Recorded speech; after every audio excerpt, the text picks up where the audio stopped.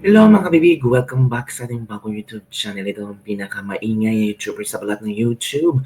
Ako si Kabibig Maglebag-lebag na tongue when evidence. Ano ito? Another Baudolero in the making? Naku po. Bakit kaya nasabi ni Senator Marcoleta na hindi siya member o parte ng Duterte Bloc sa Senado or PDP Laban? Ng mga ilang netizen na tumaas ang kilay lalo na yung mga supporters ni Duterte at ng PDP Laban. Sabi nila, si Marcoleta na ba ay bumaliktad na? Ano ang kanyang gustong ipaabot sa sambayanang Pilipino na ano lang daw, adapted lang daw siya sa PDP Laban ng panahon ng eleksyon? Ano to? Ng panahon ng eleksyon, okay lang sa'yo na adapted ka ng PDP Laban, pero panahon na ngayon ng totoong laban, parang bumigay ka at bumaliktad na. Yan ang mga kuro-kuro at opinyon ng mga netizen after nagsalita si Senator Marcoleta tungkol kung miyembro ba siya ng Duterte Bloc or PDP Laban. Kasi mostly sa mga reports, palagi siyang parte ng Duterte Bloc. Si Senator Amy nga, kahit sabihang parte ng Duterte Bloc kasi nano, wala mo siyang pakialam eh. Basta, ang alam niya ay sinusuportahan niya ang mga Duterte at sinusuportahan niya kung ano ang tama. Pero bakit biglang nag-iba ang tono ni Senador Marcoleta? Nako kapibig. Merong video na kumakalat ngayon at pinag-uusapan ng maraming netizen. Yung iba, negative ang kanilang pagtingin sa pagsabi ni Senator Marcoleta, pero yung iba naman, in a positive way na lang, sabi nila na ay, baka gusto lang na maging fair at pata si Senator Marcoleta. O heto kabibig ang video, kayo na ang bahalang humusga ha kung ano ang inyong opinion hinggil dito. Ito na. Ito yung, ito. Hindi ako PDP laban eh. Ayun, Alam niyo opo. naman na nung nangampanya ako, maski na nung 2022, adapted lang ako. Yun, opo. Kaya hindi ko alam kung bakit nila sinasabing Duterte Black ako. Opo. Napagkakamalang kasi tayo na Duterte Black. Kasi nga, nilalaban naman natin ang mga karapatan kahit sino. Oo, yun po. Nagkataon lang na ang karapatan naman ng mga Duterte, kailangan din nating ibigay yung due process para sa kanila. Again. One. Hindi ako PDP laban eh. Ayun, Alam niyo opo. naman na nung nangampanya ako, maski na nung 2022, adapted lang ako. Yun, opo. Kaya hindi ko alam kung bakit nila sinasabing Duterte Black ako. Opo. Napagkakamalang kasi tayo na Duterte Black. Kasi nga, nilalaban naman natin ang mga karapatan kahit sino. Oo, yun po. Nagkataon lang na ang karapatan naman ng mga Duterte, kailangan din nating ibigay yung due process para sa kanila. So yun kabibig ha. Yun ang statement. Yun ang reaction ni Senator Marcoleta na hindi siya Duterte Black. Hindi siya membro ng PDP Laban. Adapted lang siya nung panahon ng eleksyon. Sabi ng isang netizen, nakakapanglomo ng kalooban natin na mga sambayanang Pilipino, mali talaga akong paborito. Mali talaga. Ako, paborito ko itong si Marcoleta. Akala ko anti-corruption talaga. Pero kalaunan, lumabas talaga ang tunay na kulay. Doon nakapusta kay Mary Grace Piatos. Ay, ano ba naman yan? Di nga. Alam na naman namin niya, ikaw ay love mo si Duterte. Then patunayan nyo, suportahan nyo po ang admin at si BBM at iwaglit nyo at itakwil nyo ang mga Duterte. Ayun. Senator Marcoleta, naging neutral dapat.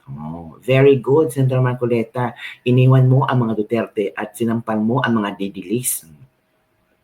Not yet convinced. Patunayan mong hindi ka manilinlang para sa anyong lintik lang ang walang ganti.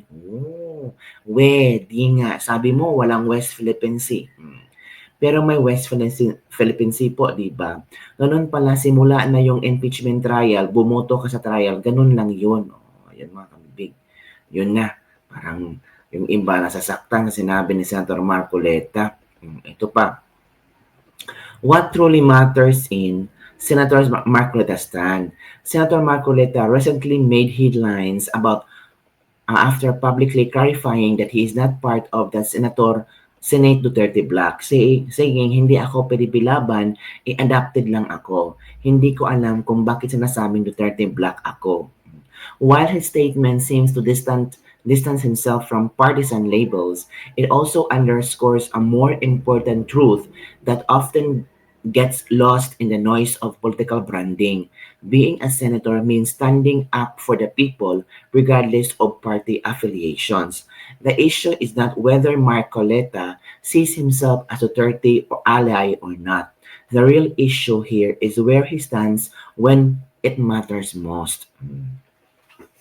Does he support a call for the release of former President Rodrigo Roa Duterte, who is currently under ICC custody in a move many Filipino views as an affront to national sovereignty?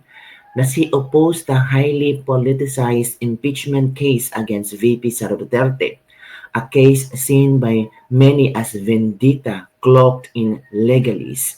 If the answer is both yes, then label like Duterte Black or adopted member become meaningless. What matters is the principle, not packaging. Totoo naman. Sabi naman ng isang netizen, so Senator Marcoleta adopted lang pala sa PDP Laban, pero bakit nung kampanya parang full-blooded ka kung makasakay sa Duterte train? Ngayon, nung mainit na ang eksena, biglang hindi ako Duterte Black adopted lang ako. Ay sus, parang high school crush lang yan na biglang nag-deny after graduation. Crush kita dati pero hindi official. Kung hindi ka Duterte Black, bakit sa tuwing may laban ang Duterte, andun ka sa likod na parang backup dancer? Kung sa ampunan pa ito, ikaw na siguro yung adopted na gusto ng lahat ng benepisyo, pero kapag may away sa pamilya, biglang, ay hindi ako kadugo ha. Oh, yun ang mga komento ng mga netizen. Ito pa, neutral naman na basta kay iyang gidapigan kay kung unsay sakto, independent or not, as long as sinusuportahan niya sa Tatay Digong, walang mali doon. Ni minsan hindi siya nag-traitor sa kanila. Kung anong paninindigan niya at paniniwala, hindi yun nagbabago. Unlike sa ibang nakapasok dyan na ginagamit lang ang pamilya Duterte after may panalo, numero 1 namang nag-traitor. Bakit ba nakakagalit kayo? Totoo naman talagang sinasabi niyang adopted lang siya ng PDP Laban at alam ng lahat ng mga supporters ng Duterte na huwag niyo nang bigyan ng masamang meaning yan dahil mas lalo nang magkawatak-watak ang mga taga-suporta ng mga Duterte. Ito pa. Adopted lang naman talaga siya ng PDP. Maka-Duterte siya, kaya itinaas ni Sara kamay niya. Independent siya. Bakit? Ano bang issue doon? As long as Duterte, siya kaya wag nang intrigahin pa. Malay nyo, strategy lang yan ni Marcoleta para hindi siya masisisi. Correct naman siya kung totoong tao, may dinidal as Senator Marcoleta, tama ka sa papanig. Pagkaibigan mo yung tao, dapat pag nagkamali siya, pinagsabihan mo. Kasi pag tunay na kaibigan, dapat itayo mo sa yung tama at pagmali, pagsabihan mo, itigil ito kasi public servant ka. So mga iba't ibang mga speculations ang ibinigay ng mga netizen, mga kabibig. May sabi na ginagamit mo lang ang mga Duterte, may sabi na tama lang ang ginawa ni Senator Marcoleta na maging gitna siya, maging neutral siya, na wala siyang papanigan sa admin o di kaya sa mga Duterte. Kasi senador na siya. Kasi mahirap naman kung trabaho siya at tapos ang makapagpigil sa kanyang trabaho ay yung pagkakaibigan nila. So, yung kaibigan niya, dapat sana guilty yon, hindi na maging guilty. It's because kaibigan mo. Diba? Lalo na kung nasa Blue Ribbon Committee si Senator Marcoleta. So, mahirap naman, diba? So, tama din naging patas din, naging prangka din ni Senator Marcoleta na hindi siya membro ng Duterte Black or PDP naman. Adopted naman siya. Pero, nung kasagsagan ng eleksyon, binoto siya ng mga ibang tao. Aside from nagustuhan siya, magaling siya, marunong siya, ay adopted siya ng PDP Laban. So sana hindi makalimutan din iyon ni Senator Marcoleta na once in his lifetime na tumakbo siya, binoto siya, it's because adopted siya ng PDP Laban at minahal siya, it's because nakita ng mga tao na maka-Duterte siya. So sana hindi yun makalimutan ni Senator Marcoleta. Yun ang kabibig ang ating latest lipig-lipig for today. Ano sa palagay nyo? Bumaliktad na ba si Senator Marcoleta? Another Budolero in the making na ba? Basta ako, ang gusto ko lang, fairness sa pananarbaho at fairness ang serbisyo para sa taong bayan. Again, ang siniserbisyuhan ni Senator Marcoleta, hindi ang mga Duterte, hindi si Bongbong Marcos, kundi ang taong bayan ang nangluklok sa kanya. Yun lang kapipig. Don't forget to like, subscribe, and share this video. Bye everyone. See you next time.